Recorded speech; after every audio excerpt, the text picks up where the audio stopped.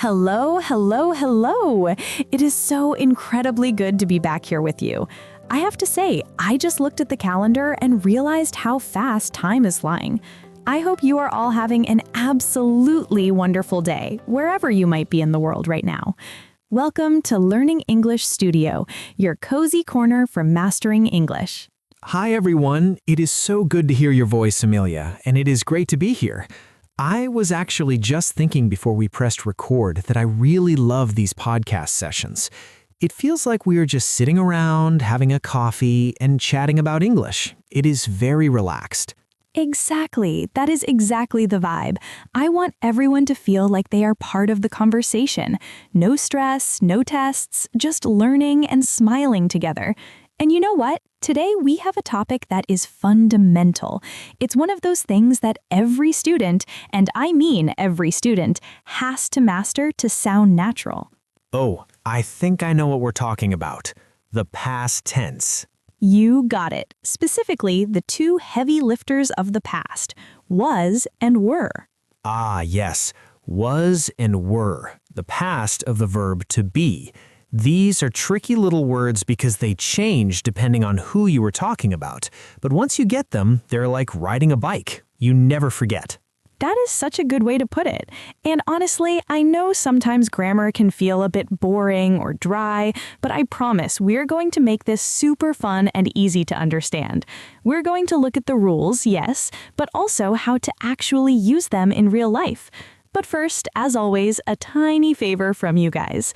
If you are enjoying the show, please hit that subscribe button. It really helps us reach more learners. Yes, please subscribe and give us a thumbs up if you like what we are doing. It makes us so happy to see those notifications. It really keeps us going. Okay, Amelia, I am ready. Shall we jump into the past?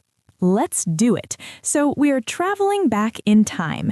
Today is the present, but yesterday is the past. And in the past, am and is become was, and are becomes were. Simple. So, I am happy today becomes I was happy yesterday.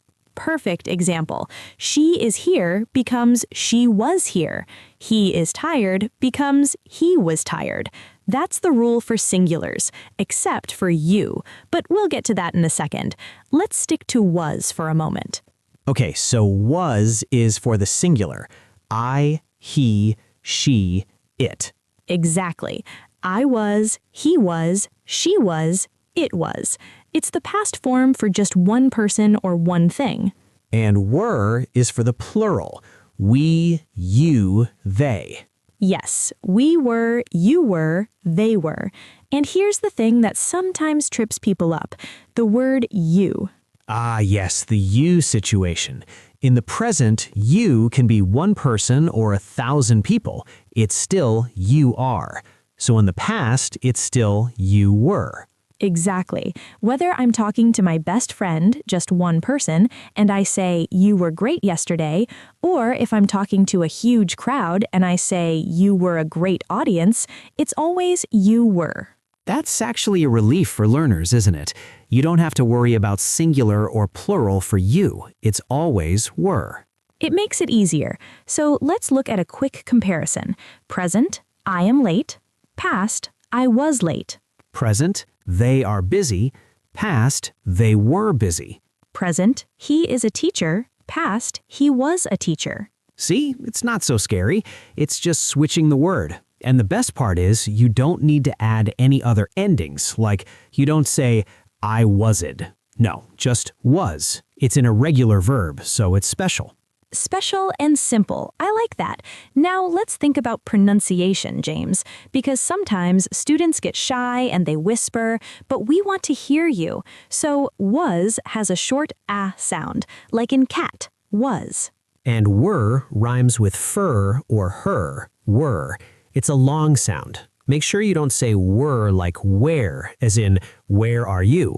No, it's were. Oh, that is a very common mistake. Where were you?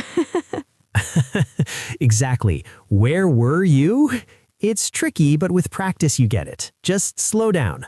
Where were you? Okay, so we have the basics down. Was for I, he, she, it. Were for we, you, they. But let's talk about how we use this. Why do we need the past tense? Life is happening right now, right? Well, we tell stories. We share news. If I meet you today, I want to tell you about my weekend. I can't say, I go to the beach yesterday. That sounds wrong. I have to say, I went to the beach, and if I want to describe it, it was beautiful. Yes, sharing experiences is all about the past. How was your day? It was good. How was the movie? It was boring. These are questions we ask every single day. How was? This is probably the number one phrase for was. Definitely. How was your flight? How was the meeting? How was the food? It's the standard way to ask about a past event. And the answer is usually, it was plus an adjective. It was amazing. It was terrible. It was interesting. Or sometimes just good. How was it? Good. Yes, we can be very efficient in English. Now, what about negatives? This is a very important part because we use the helping verb did for most past verbs, but not for was and were. Ah, good point. For was and were, we just add not. We don't need did, so I was not happy, or the contraction I wasn't happy.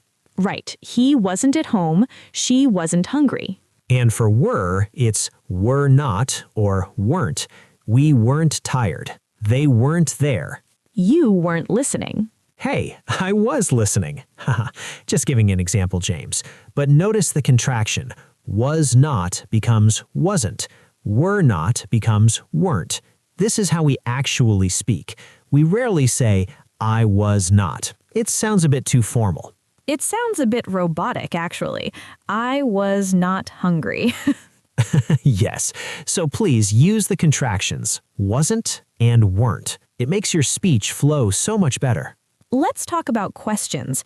Questions in the past can be a little tricky because the order changes. Right. In the present, you say, are you happy? But in the past, you swap the verb and the person. Were you happy? Not you were happy. That's a statement. So, was he late? Were they busy? Was it cold? Was I loud? No, you were perfect. Thank you. So the rule is verb first, person second. Was I? Were you? Was he? And the short answers are very simple too. Were you at the party? Yes, I was. Or no, I wasn't. Was she angry? Yes, she was. Note that we don't say, yes, she was angry, just, yes, she was. That's a great tip. Keep it short. Okay, I think we have a good handle on the structure, but I want to make this real for our listeners. Let's imagine a scenario. Let's say we're both at a coffee shop and we're talking about our weekend. Okay, let's role play. I'll start. Hi, James. How was your weekend? Oh, hi, Amelia. My weekend was great. I went hiking on Saturday. The weather was perfect. That sounds lovely. I stayed home. I was a little sick, unfortunately. Oh no, I'm sorry to hear that. Are you feeling better now? Yes, I'm much better now, but on Saturday, I was feeling terrible. Well, I am glad you were okay. Was anyone home with you? Yes, my sister was there. She took care of me. She is a good sister. So what did you do all day? We were just watching movies and resting. It was very relaxing, actually. Sometimes we need a lazy weekend. Exactly. See how natural that sounded? It was perfect. I was sick. She was there. It flows so easily when you practice. It really does. And I noticed something, Amelia. You used did you do in there as well. What did you do all day? Ah, yes, that is the other past tense, the simple past with did. But today we are focusing on was and were, the descriptions. I was relaxing. It was nice. It is a good mix. If you only use did, your sentences can sound a bit repetitive. I did this, I did that. Adding was adds color and feeling. That is such a beautiful way to describe it, color and feeling. Grammar isn't just rules, it is a way to paint a picture of the past. I love that. Grammar is painting. We are artists with words. Exactly. Let's talk about some common mistakes. Mistakes are our friends because they help us learn. What is the most common mistake you hear students make with was and were? I think the biggest one is mixing them up with plurals, saying we was happy. Oh, that hurts my ears a little bit. We was. It is a very common dialect in some places, so don't feel bad if you hear native speakers say it. But for standard English, it is we were. Or they was, that's another one. Always remember, we, you, they, were. They are the three musketeers of the plural past. All for one and one for all, were. I love the Three Musketeers reference. I will remember that. What about you was? That happens a lot too, right? Yes, but you is tricky because you can be singular. But even if it is one person, it is still you were. You were my best friend in school. Never you was. Okay, got it.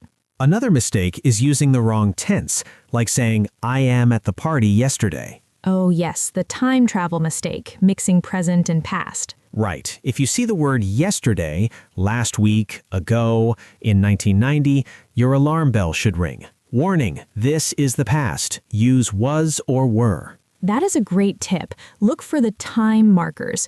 Words like yesterday, last night, 2 days ago, when I was young. These words demand the past tense. When I was a child, I was afraid of the dark. That is a perfect sentence. 2 wases in one sentence. When I was a child, I was afraid of the dark. It flows beautifully. And notice the pronunciation. When I was a child. Don't say when I is a child. No, was. Let's talk about a specific situation that is very useful for students, job interviews or talking about past jobs. Oh, that is a high-stakes situation. You want to sound professional there. So you might say, I was a manager for 5 years, or I was responsible for sales. My previous job was very challenging but rewarding. The team was small but efficient. Using was helps you describe your past role. It shows that you have experience. And it sounds much better than saying, I did manager.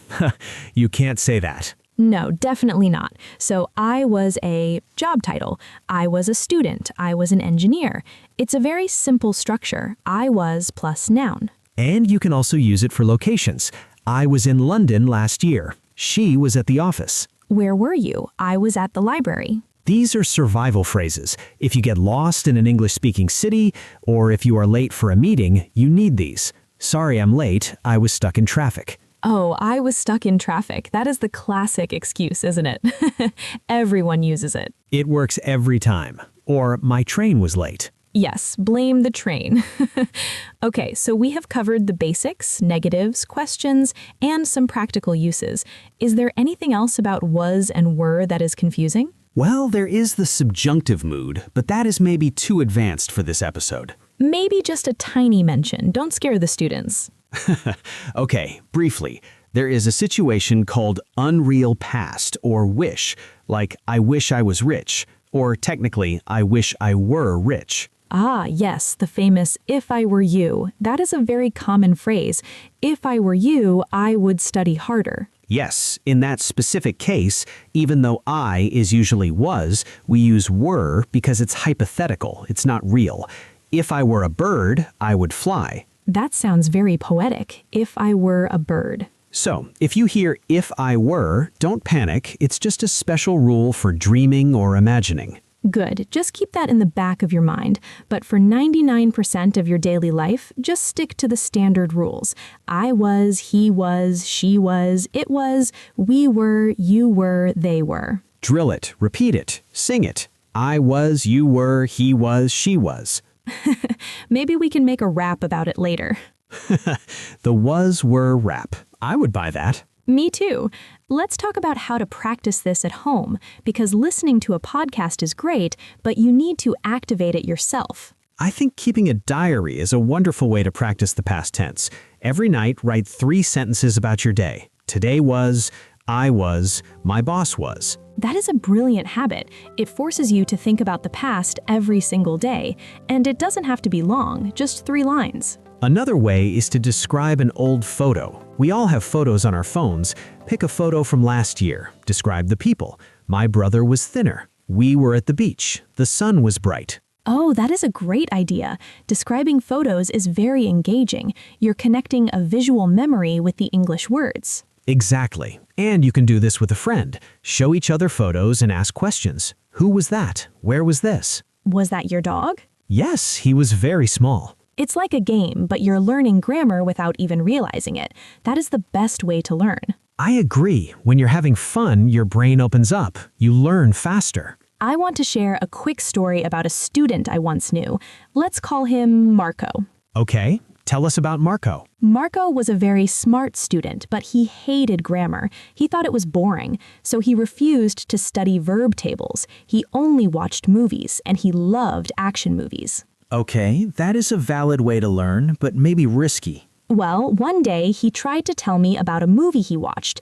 He said the movie was good, the hero was strong, the explosions was big. The explosions was big. Yes, he got stuck. He knew hero and explosions were different, but he just forgot the rule in the moment. He was so frustrated. So what did you do? I didn't correct him immediately. I just waited. Then later, we watched a scene together.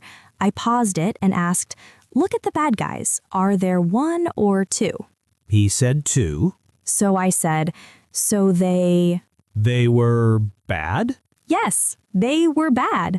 He realized his mistake immediately by connecting it to a visual. He never made that mistake again. That is a lovely story. It shows that correction doesn't have to be strict or scary. It can be gentle and guided. Exactly. Be kind to yourself. You will make mistakes. I make mistakes in English sometimes, and it is my first language. Really? Oh, sure. When I am tired, I might say, "We was going to the store." My friends will laugh and say, "We were." It happens to the best of us. So don't be afraid. Just speak. The more you speak, the more comfortable was and were will feel. And don't forget the listening part. Watch English videos with subtitles. Listen for the was and were sounds. You will start to hear them everywhere. It was a dark and stormy night. That is how every ghost story starts. Yes, the wind was howling. The trees were shaking. Spooky, but good English. We should do a spooky episode for Halloween. That is a fantastic idea. We can practice all the past tenses telling ghost stories. I saw a ghost. He was wearing a white sheet. We were running away. Perfect. Okay, I think we have covered was and were from every angle today. We defined them, we practiced pronunciation, we did role plays, we talked about mistakes, and we even planned a ghost story. It was a packed episode. It really was. I hope everyone feels a little bit more confident now. Just remember the chant. I was, he was, she was, it was, we were, you were, they were. Sing it in the shower. I guarantee it will help. Yes. Before we wrap up, we have a little tradition here on the podcast. We want to invite you, our amazing listeners, to participate. We love hearing from you. It makes the podcast so much more fun when we see your comments. Yes, please don't be shy. We are a friendly community here. So, for today's interaction, since we are talking about the past, we want you to share a memory. It can be a happy memory, a funny memory, or a special memory from your childhood. The challenge is to write 3 sentences about that memory using was or were. Exactly. So maybe something like, I was 5 years old. It was summer. We were at the beach. That is a great example. Or maybe, the food was delicious. My friends were there. I was very happy. Yes. So go down to the comments section and write your 3 sentences. We want to read your stories. It's really good writing practice for you, and it helps us get to know you better. And if you're feeling brave, you can even try to make it a bit longer, but even just 3 sentences is perfect. We will pin some of our favorite comments on the top of the section so everyone can see them. I can't wait to read them. It is going to be great. Thank you so much for listening, everyone. We really appreciate you. And thank you, James, for another wonderful conversation. I always learn so much when we chat. My pleasure, Amelia. It was fun. Okay, everyone, that's all for today's episode of Learning English Studio. Don't forget to subscribe, like, and share. And we'll see you in the next one. Bye. Have a wonderful day. Goodbye.